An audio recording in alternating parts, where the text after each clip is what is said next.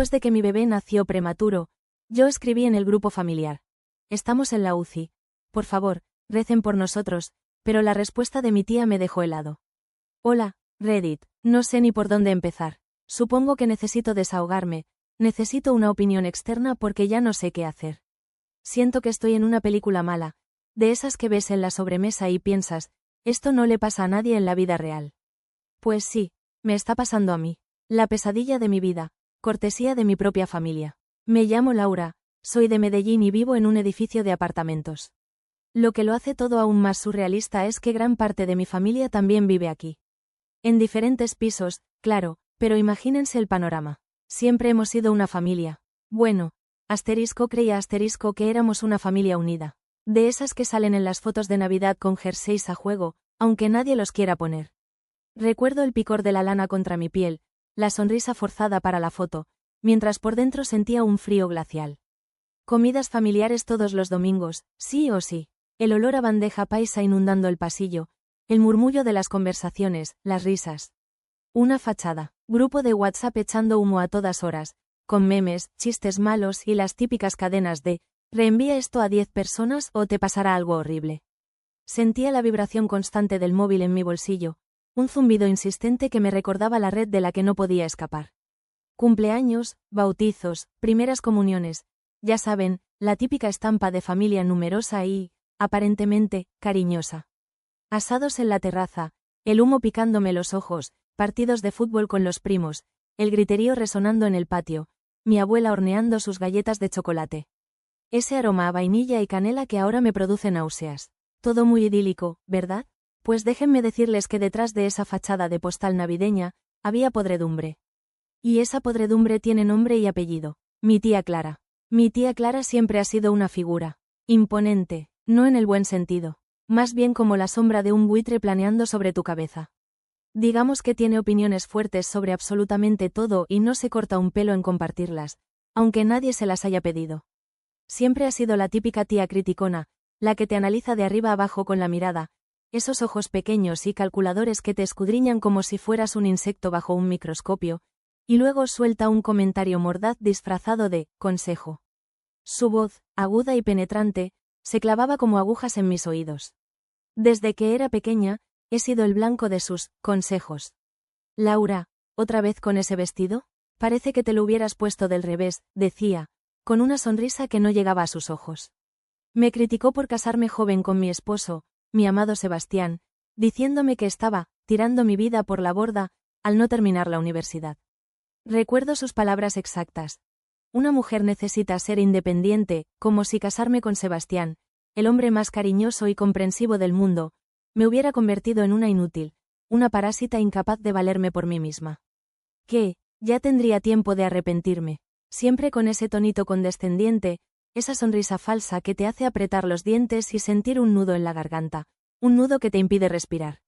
Recuerdo que, cuando anunciamos nuestro compromiso, radiantes de felicidad, en lugar de felicitarnos, me dijo, delante de todos, con esa voz que cortaba el aire como un cuchillo: bueno, Laurita, espero que al menos hayas elegido bien el vestido de novia, porque con lo que has estudiado, no te va a dar para mucho más. Todos rieron, una risa nerviosa, incómoda, que resonó en mis oídos como una burla. Yo me quedé helada, con un nudo en la garganta que me impedía tragar saliva. Sentí que el suelo se abría bajo mis pies, que me hundía en un pozo oscuro y sin fondo. Las caras de mi familia, borrosas, se difuminaban a mi alrededor. Solo veía la sonrisa triunfante de Clara, una sonrisa cruel que se grabó a fuego en mi memoria. Ese fue el primer aviso, supongo, el primer indicio de que la imagen de familia perfecta que yo tenía en mi cabeza, esa imagen de unidad y cariño incondicional, se estaba resquebrajando. Y no era más que el principio, el preludio de una tormenta que se avecinaba, una tormenta que arrasaría con todo lo que yo creía saber sobre mi familia. La tensión con Clara no era un evento aislado, sino un goteo constante, una lluvia fina y corrosiva que, con el tiempo, iba carcomiendo mi autoestima. Cada encuentro familiar se convertía en un campo minado donde sus palabras, afiladas como cuchillas, esperaban el momento oportuno para herirme. Si cocinaba para una reunión familiar, un esfuerzo titánico considerando mi embarazo y las náuseas matutinas que se extendían hasta bien entrada la tarde, siempre encontraba algún defecto, algún detalle insignificante que magnificaba hasta convertirlo en una ofensa personal. La carne está un poco seca, ¿no te parece, Laura? A Sebastián le gusta más jugosa, ¿verdad, mijo? Su voz, untuosa y empalagosa, se me clavaba en los oídos. La veía dirigirle a mi esposo una mirada cómplice, buscando su aprobación, su validación de su crítica. Sebastián, bendito sea, siempre salía en mi defensa con una sonrisa amable. A mí me encanta cómo cocina Laura, tía. Está perfecto. Su mano, cálida y firme, se posaba sobre la mía, un gesto de apoyo silencioso que agradecía en el alma. Pero el daño ya estaba hecho. Sentía cómo el calor me subía al cuello, cómo mis manos empezaban a sudar, las palmas húmedas y frías a pesar del bochorno. Me mordía el labio inferior, intentando contener las lágrimas, tragando el nudo de rabia e impotencia que se formaba en mi garganta. Recuerdo una vez, con 7 meses de embarazo, que organiqué con acento agudo una pequeña fiesta sorpresa para el cumpleaños de mi abuela. Me pasé semanas planeándolo todo, a pesar del cansancio y las molestias propias del embarazo. Cuidé cada detalle, desde la decoración, con guirnaldas de papel hechas a mano y flores frescas que perfumaban la sala, hasta la música, una selección de boleros y tangos que a mi abuela le encantaban. Imaginaba su rostro iluminado por la sorpresa, sus ojos brillantes de emoción. Cuando llegó el día, estaba agotada pero feliz, con esa mezcla de nerviosismo e ilusión que precede a un evento importante. Esperaba, con el corazón latiéndome con fuerza en el pecho, ver la cara de sorpresa de mi abuela. Pero Clara, como siempre, fiel a su estilo, encontró la manera de arruinarlo todo. Llegó tarde, con una expresión de desaprobación grabada en su rostro, los labios fruncidos en una mueca de disgusto, y lo primero que dijo, con esa voz suya que parecía arañar el aire, fue: «Ay, Laura, ¿tanto jaleo para esto? A mamá no le gustan estas fiestas, ya lo sabes. Prefiere algo más íntimo, más elegante». Sus palabras, cargadas de veneno, cayeron sobre mí como un jarro de agua fría. Sentí como si me hubieran dado una bofetada. Toda la ilusión, todo el esfuerzo que había puesto en la fiesta, todas esas horas de trabajo y dedicación, se desvanecieron en un instante, como humo en el viento. Vi la cara de decepción de mi abuela, aunque intentó disimularlo con una sonrisa forzada, una sonrisa triste que me partió el alma. Murmuré una excusa, cualquier cosa para escapar de la mirada acusadora de Clara, y me fui a la cocina, donde me derrumbé en silencio, las lágrimas corriendo por mis mejillas, calientes y amargas. Mi primo Andrés, que siempre ha sido muy cercano a mí, me encontró allí, llorando. Me abrazó con fuerza, un abrazo cálido y reconfortante, y me dijo, con voz suave: «No le hagas caso, Laura. Sabemos que lo has hecho con todo el cariño del mundo. Abuela está encantada, de verdad». Sus palabras me reconfortaron, me ayudaron a recomponerme, pero la herida seguía ahí, abierta y sangrante, un recordatorio constante de la crueldad gratuita de Clara. El incidente del libro de autoayuda en Navidad no fue un caso aislado, sino un ejemplo más de su repertorio de humillaciones públicas. En mi cumpleaños, mientras desenvolvía los regalos con una sonrisa expectante, me entregó una caja envuelta en papel brillante. La abrí con ilusión, pensando en el perfume que tanto deseaba, pero en su interior encontré una crema antiarrugas. «Para que vayas previniendo, que los años no perdonan», dijo, con una sonrisita maliciosa, sus ojos brillando con un cruel regocijo. Sentí como la sangre me huía de la cara, como mis mejillas ardían de vergüenza. Forcé una sonrisa, un gesto torpe y doloroso, y le di las gracias, mientras por dentro maldecía su insensibilidad. En el bautizo de mi sobrino, mientras todos admiraban al bebé, acunándolo entre sus brazos con ternura, se acercó a mí y me susurró al oído, con esa voz sibilante que tanto odiaba: «Tú deberías darte prisa, que se te está pasando el arroz».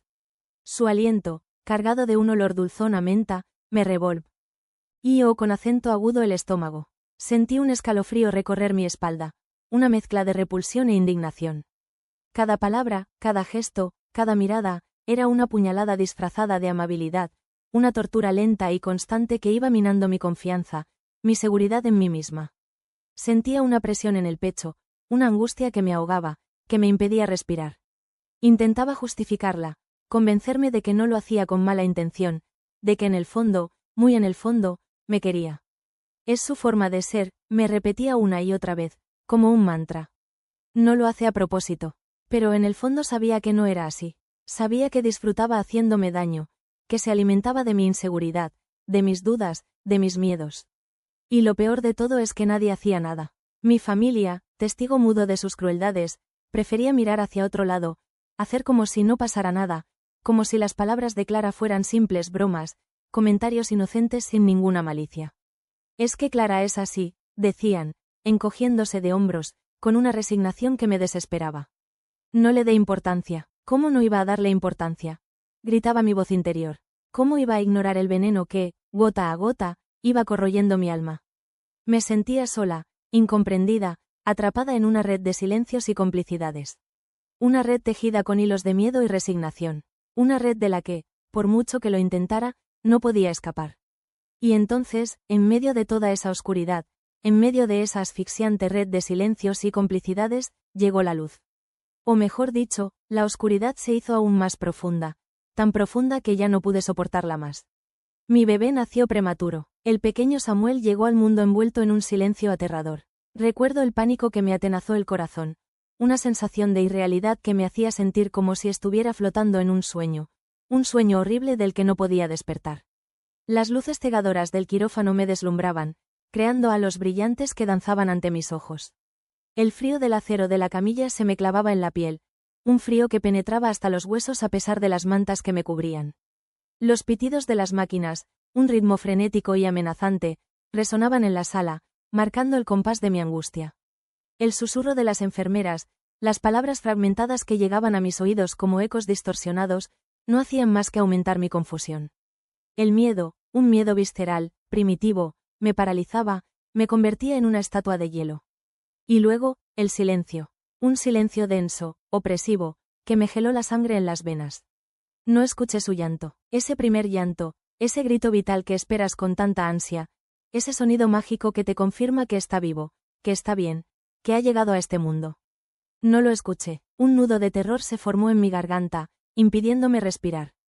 Pregunté, con la voz rota por el miedo, apenas un susurro que se perdió en el silencio de la sala, ¿está bien? ¿Por qué no llora? El médico, con el rostro serio, con una expresión grave que me confirmó mis peores temores, se acercó a mí. Sus palabras, pronunciadas con una lentitud deliberada, resonaron en mis oídos como una sentencia. Samuel ha nacido con problemas respiratorios. Lo estamos trasladando a la UCI neonatal. UCI, esas 3 letras resonaron en mi cabeza como un eco siniestro, como el tañido de una campana fúnebre. Sentí que el mundo se derrumbaba a mi alrededor, que la tierra se abría bajo mis pies, tragándome en un abismo de desesperación. No pude verlo, no pude tocar su piel suave, no pude sentir el calor de su pequeño cuerpo contra el mío. No pude abrazarlo. Me llevaron a una habitación fría y vacía, donde el silencio se hacía aún más insoportable. Las paredes blancas, impolutas, parecían cerrarse sobre mí, asfixiándome. Las horas se estiraban, interminables, como una goma elástica a punto de romperse. Cada minuto que pasaba era una eternidad, una tortura lenta y agónica. La angustia me carcomía por dentro, una sensación de vacío, de desolación absoluta, que me dejaba sin fuerzas. Solo podía pensar en mi pequeño Samuel, solo, luchando por su vida en una incubadora, conectado a un laberinto de tubos y cables, rodeado de máquinas que emitían pitidos y zumbidos constantes. La imagen de su cuerpecito frágil, luchando por respirar, se me clavaba en el corazón como un puñal. Cerré los ojos, intentando alejar esa imagen, pero era inútil. La veía una y otra vez, en una repetición macabra que me atormentaba. Necesitaba aferrarme a algo, a una esperanza, por pequeña que fuera. Necesitaba sentir el apoyo de mi familia, aunque fuera a través de la fría pantalla de un móvil. Con el corazón en un puño, temblando, con las lágrimas empañándome la vista, agarré mi teléfono con manos trémulas. Mis dedos, torpes y entumecidos, teclearon con dificultad el mensaje en el grupo familiar de WhatsApp. Samuel ha nacido prematuro. Estamos en la UCI, por favor, recen por nosotros. Al enviarlo, sentí un ligero alivio, una pequeña chispa de esperanza. Necesitaba creer que esas oraciones, aunque fueran virtuales, aunque fueran solo palabras en una pantalla, podrían llegar a él, podrían darle la fuerza que necesitaba para seguir luchando. Necesitaba creer en un milagro. Los mensajes de respuesta empezaron a llegar casi de inmediato. Mensajes de apoyo, de cariño, de preocupación. Estamos con vosotros, Laura, mucha fuerza, pequeña, rezamos por Samuel, todo saldrá bien. Cada mensaje era un bálsamo para mi alma herida, un pequeño rayo de luz en la oscuridad que me envolvía.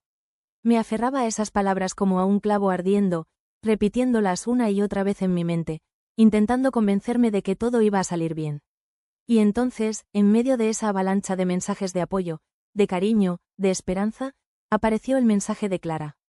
Un mensaje que me geló la sangre en las venas, que me dejó sin aliento, que me arrancó de cuajo esa frágil esperanza a la que me aferraba.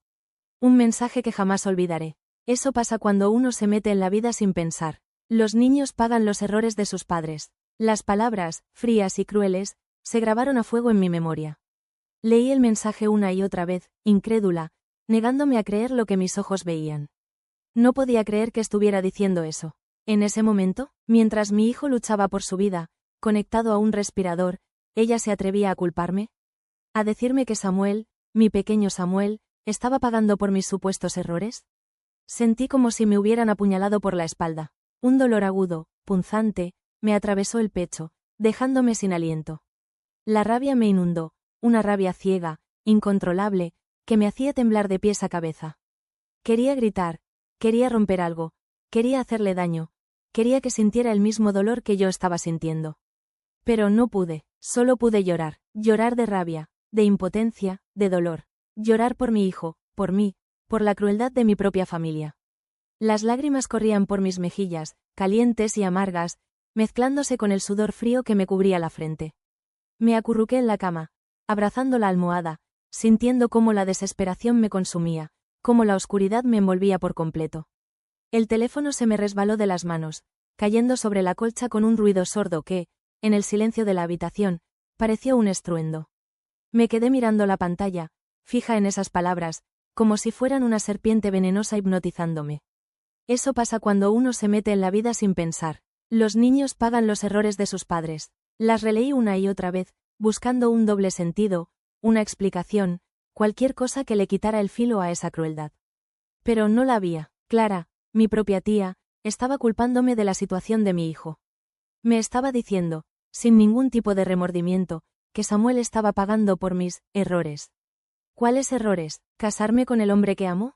¿Quedarme embarazada? ¿Traer al mundo a un niño que, en ese preciso instante, luchaba por su vida? Un temblor incontrolable me recorrió el cuerpo. Sentía un frío glacial a pesar del calor que emanaba del radiador. Me abracé a mí misma, intentando contener el temblor, intentando controlar las náuseas que me subían por la garganta. No podía creerlo. De todos los mensajes de apoyo, de todas las muestras de cariño que había recibido, el de Clara era el que resonaba en mi cabeza, el que se repetía una y otra vez, como un disco rayado. Sentía una presión en el pecho, una opresión que me impedía respirar. Me faltaba el aire, me levanté de la cama, tambaleándome, y me dirigí a la ventana. Necesitaba aire, necesitaba escapar de esa habitación, de ese silencio asfixiante. Abrí la ventana de golpe, aspirando con fuerza el aire frío de la noche. Las luces de la ciudad, difusas y lejanas, parecían burlarse de mi dolor. Me quedé allí, inmóvil, mirando al vacío, sintiendo cómo las lágrimas volvían a brotar, sí. Lenciosas, imparables, no eran lágrimas de tristeza, sino de rabia. Una rabia ciega, descontrolada, que me consumía por dentro. ¿Cómo podía ser tan cruel? ¿Cómo podía ser tan insensible? ¿Cómo podía una persona, en un momento tan delicado, ser capaz de proferir semejantes palabras? La imagen de Clara, con su sonrisa hipócrita, con sus ojos fríos y calculadores, se me aparecía una y otra vez, como una pesadilla recurrente. Quería gritar, quería maldecirla, quería que sintiera el mismo dolor que yo estaba sintiendo. Pero no podía, las palabras se me atragantaban en la garganta, formando un nudo que me impedía articular sonido alguno. Solo podía llorar en silencio, con el cuerpo sacudido por los sollozos, sintiendo cómo la desesperación me inundaba, cómo la oscuridad me engullía por completo. En ese momento, Sebastián entró en la habitación. Me vio allí, de pie junto a la ventana, con el rostro bañado en lágrimas, y se acercó a mí con paso lento, cauteloso. Me rodeó con sus brazos, atrayéndome hacia su pecho, y me abrazó con fuerza, un abrazo cálido y protector que me reconfortó, que me hizo sentir, por un instante, que no estaba sola. No dijo nada, no hacía falta. Su presencia, su silencio, su abrazo, eran todo lo que necesitaba en ese momento. Apoyé la cabeza en su hombro, sintiendo el calor de su cuerpo, el latido de su corazón, y lloré desconsoladamente, dejando que la rabia y el dolor salieran a borbotones, como un río desbordado. Lloré hasta que ya no me quedaron lágrimas, hasta que el cuerpo me tembló de agotamiento, hasta que la oscuridad, por fin, empezó a disiparse. Sebastián me acariciaba el pelo, susurrándome palabras de consuelo, palabras que apenas escuchaba, palabras que se perdían en el torbellino de emociones que me azotaban. En ese momento, en medio del dolor y la desesperación, una idea empezó a germinar en mi mente. Una idea oscura, vengativa, que crecía con cada sollozo, con cada lágrima derramada. Una idea que, poco a poco, se iba apoderando de mí, llenando el vacío que la angustia había dejado en mi alma. No sabía cómo, no sabía cuándo, pero sabía que tenía que hacer algo. Tenía que hacer pagar a Clara por sus palabras. Tenía que hacer que sintiera el mismo dolor que me había causado. Estaba hecha un ovillo, temblando, con la cara hinchada y roja de tanto llorar.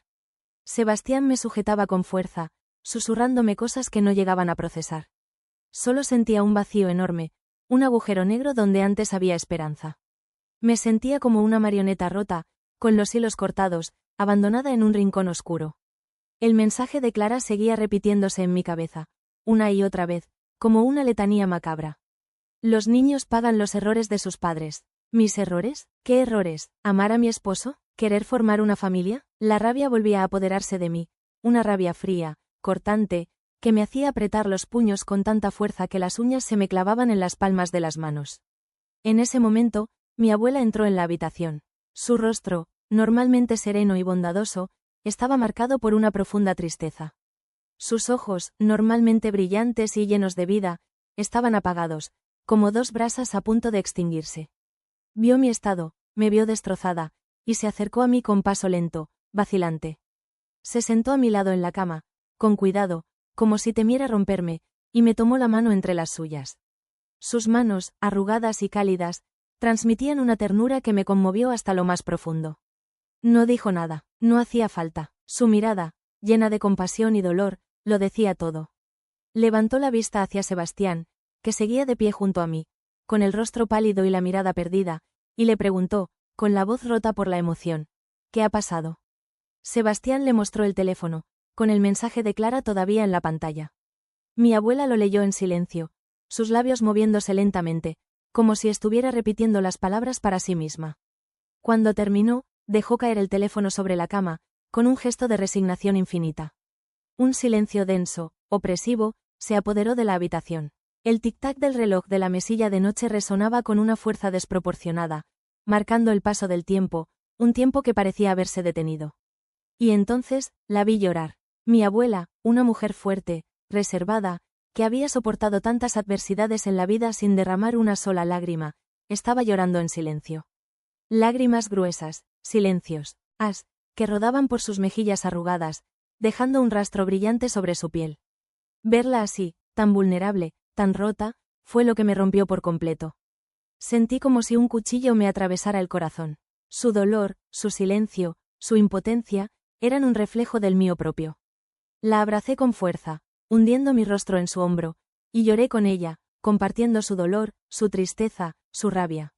En ese momento, supe que no estaba sola, que alguien, al menos, comprendía mi dolor. Alguien compartía mi indignación. El teléfono empezó a vibrar de nuevo. Eran mis primos, los hijos de Clara. Me llamaban, uno tras otro, con la misma cantinela. Laura, no le dé importancia, es que Clara es así. No es el momento de discutir, tienes que centrarte en Samuel, no hagas nada, por favor. Sus palabras, aunque bien intencionadas, me dolían. Me hacían sentir culpable por siquiera pensar en confrontar a Clara. Me hacían sentir como si mi dolor, mi rabia, fueran insignificantes, como si no tuviera derecho a sentirme así. Céntrate en Samuel, me repetían una y otra vez, como si fuera tan fácil. Como si pudiera, por arte de magia, borrar de mi mente el veneno de Clara, como si pudiera ignorar la herida que sus palabras habían abierto en mi alma. Me sentía sola, rodeada de familia pero completamente aislada en mi dolor. Me sentía incomprendida, juzgada, silenciada, como si mi rabia, mi indignación, fueran una exageración, una muestra de debilidad. Es que Clara es así, me decían. Y yo me preguntaba, una y otra vez, ¿y así está bien? ¿Así es como debe ser una familia? La respuesta, por supuesto, era no. Pero nadie parecía dispuesto a reconocerlo. Nadie parecía dispuesto a enfrentarse a Clara. Todos preferían mirar hacia otro lado, hacer como si no pasara nada, mantener la fachada de familia perfecta, aunque por dentro estuviera podrida hasta los cimientos. Y yo, en medio de todo ese silencio, en medio de toda esa complicidad, me sentía como una extraña, como una intrusa en mi propia familia. Los días en la UCI eran un borrón de angustia y agotamiento. El pitido constante de las máquinas, el olor a desinfectante, la luz blanca y fría, todo se mezclaba en una pesadilla surrealista. Me pasaba horas sentada junto a la incubadora de Samuel, observando su pequeño cuerpo, tan frágil, tan vulnerable. Le hablaba en susurros, le cantaba canciones de cuna, le acariciaba la manita con la punta de los dedos, deseando poder abrazarlo, poder sentir su calor contra mi piel. Cada pequeño progreso, cada mililitro de leche que tomaba, cada gramo que ganaba, era una victoria, una inyección de esperanza en medio de la tormenta. Pero la sombra de Clara, de sus palabras venenosas, seguía ahí, acechándome, recordándome su crueldad. En los pocos momentos de descanso, en la soledad de mi habitación, me debatía entre la necesidad de venganza y el deseo de concentrarme en la recuperación de Samuel. ¿Estaba haciendo lo correcto al alimentar esa rabia, al planear mi venganza? ¿No debería centrar todas mis energías en mi bebé, en ayudarlo a salir adelante? La culpa me carcomía, me hacía sentir como una mala madre, como si estuviera anteponiendo mi dolor, mi rencor, al bienestar de mi hijo. Tienes que ser fuerte, por Samuel, me repetía una y otra vez, intentando convencerme de que debía olvidar, perdonar, seguir adelante. Pero la imagen de mi abuela llorando, la frialdad de las palabras de Clara, el dolor que me había causado, me impedían pasar página. No podía simplemente olvidarlo, no podía hacer como si nada hubiera pasado. Sentía una presión en el pecho, una opresión que me dificultaba respirar. Me paseaba por la habitación, de un lado a otro, como una leona enjaulada, incapaz de encontrar la paz, incapaz de acallar la tormenta que rugía en mi interior. La rabia, la impotencia, la necesidad de justicia, se mezclaban en un cóctel explosivo que amenazaba con destrozarme. Sabía que debía concentrarme en Samuel, que él era mi prioridad, pero no podía evitar sentir esa necesidad visceral de hacer pagar a Clara por sus palabras, por su crueldad. Tenía que hacer algo. No podía dejar que se saliera con la suya. Decidí recopilar pruebas de la crueldad de Clara. Quería tener un registro de sus palabras, de sus actos, para poder mostrárselo a mi familia, para que vieran la verdadera cara de la mujer que tanto admiraban. Revisé el historial del grupo familiar de WhatsApp, buscando mensajes antiguos, buscando ejemplos de su comportamiento tóxico. Me pasé horas leyendo conversaciones, recordando momentos, reviviendo situaciones que había intentado olvidar. Cada mensaje, cada comentario sarcástico, cada indirecta maliciosa, era una puñalada en mi corazón, un recordatorio de la humillación constante a la que me había sometido durante años. Sentía una mezcla de rabia, tristeza e indignación. ¿Cómo había podido soportar tanto tiempo? ¿Cómo había podido permitir que me tratara así? Y entonces, en medio de esa búsqueda, encontré algo que jamás hubiera imaginado. Algo mucho peor que sus comentarios crueles, algo que me dejó helada, que me hizo sentir un escalofrío recorrer mi espalda. Encontré pruebas de que Clara había manipulado a mis tíos para quedarse con parte de la herencia de mi abuelo. Mensajes privados, enviados por error al grupo familiar, en los que confesaba sus maquinaciones, sus mentiras, sus engaños. Había utilizado la confianza de mis tíos, su vulnerabilidad, para enriquecerse a su costa. La imagen que tenía de ella, ya de por sí deteriorada, se hizo añicos. Sentí una profunda decepción, una mezcla de asco e incredulidad. ¿Cómo había podido hacer algo así? ¿Cómo había podido traicionar de esa manera a su propia familia? En ese momento, supe que tenía que actuar. No solo por mí, no solo por el daño que me había causado, sino por mi familia, por la justicia, por la memoria de mi abuelo. Tenía en mis manos la prueba de su engaño, la prueba de su maldad. Y no iba a permitir que se saliera con la suya. La rabia, que había estado latente durante días, resurgió con una fuerza renovada. Sentí una oleada de energía, una determinación férrea que me impulsaba a actuar. Ya no era solo una cuestión de venganza, sino de justicia. Tenía que exponer a Clara, tenía que desenmascararla ante mi familia, tenía que hacer que pagara por sus actos. Y sabía, con una certeza absoluta, que lo iba a conseguir. Una semana después, orgánico con acento agudo una comida familiar. El pretexto era celebrar la llegada de Samuel a casa, sano y salvo. Mi pequeño guerrero, mi milagro, por fin estaba en casa, en mis brazos, donde pertenecía. Lo miraba dormir plácidamente en su cuna, con su pequeño pecho subiendo y bajando rítmicamente, y sentía una oleada de amor tan intensa que me dolía el corazón. Él era mi razón de ser, mi fuerza, mi motor. Por él, era capaz de cualquier cosa, incluso de enfrentarme a Clara. La comida fue un infierno. Sentía la mirada de todos clavada en mí, una mezcla de curiosidad, expectación y, en algunos casos, reprobación. Sabía que muchos de ellos me consideraban una exagerada, una dramática, una conflictiva. Es que Clara es así, me habían repetido hasta la saciedad. No le dé importancia, pero yo no podía ignorarlo. No podía hacer como si nada hubiera pasado. El recuerdo de sus palabras, de su crueldad, seguía ahí, fresco en mi memoria, como una herida abierta. Después del postre, cuando todos estaban relajados, charlando animadamente, me levanté de la mesa. El silencio se hizo de repente en la sala. Todas las miradas se volvieron hacia mí. Sentía el corazón latiéndome con fuerza en el pecho. Las manos me sudaban, las piernas me temblaban.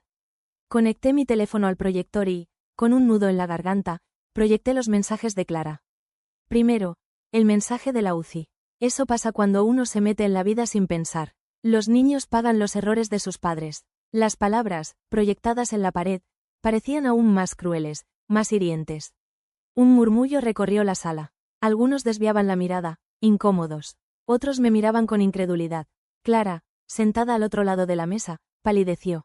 Sus ojos, pequeños y calculadores, me miraban con una mezcla de rabia y miedo. Luego, proyecté los mensajes sobre la herencia. Las pruebas de su engaño, de su manipulación, de su codicia. El silencio en la sala era sepulcral. Se podía oír el zumbido del proyector, el tic-tac del reloj de la pared. Las caras de mis tíos, de mis primos, eran un poema. La incredulidad, la decepción, la rabia, se reflejaban en sus ojos. Clara intentó defenderse, balbuceando excusas, negando las evidencias, pero nadie la escuchaba. Su voz, normalmente aguda y penetrante, sonaba débil, quebradiza. La habían desenmascarado, la habían despojado de su máscara de bondad, de su aura de superioridad. La desterraron de la administración del dinero familiar, muchos le dieron la espalda. La mujer que siempre había controlado Odo, la que siempre había tenido la última palabra, la que siempre había humillado y menospreciado a los demás, se había quedado sola. Aislada, sin el poder que tanto presumía. La familia está dividida, las heridas son profundas, quizás irreparables. Pero yo me siento liberada, he roto el silencio, he expuesto la verdad, he hecho justicia, he defendido a mi familia, a mi hijo, a mí misma. Y aunque el precio haya sido alto, sé que he hecho lo correcto. Samuel está en casa, sano y salvo. Lo abrazo cada noche, inhalando su aroma a bebé, sintiendo el calor de su pequeño cuerpo contra el mío. Lo miro dormir plácidamente, con su carita angelical, y pienso, al final, no fue mi bebé quien pagó mis errores, como ella dijo. Fue ella quien terminó pagando los suyos. La justicia, aunque a veces tarde, siempre llega. Y aunque el camino haya sido duro, aunque las heridas sigan doliendo, sé que he hecho lo correcto. He protegido a mi familia, he defendido mi honor, he luchado por mi hijo. Y eso, al final, es lo único que importa. ¿Fui demasiado lejos? ¿Hice mal en exponerla así? ¿Me dejé llevar por la rabia, por el dolor? No lo sé, quizás sí, pero en ese momento, no vi otra salida.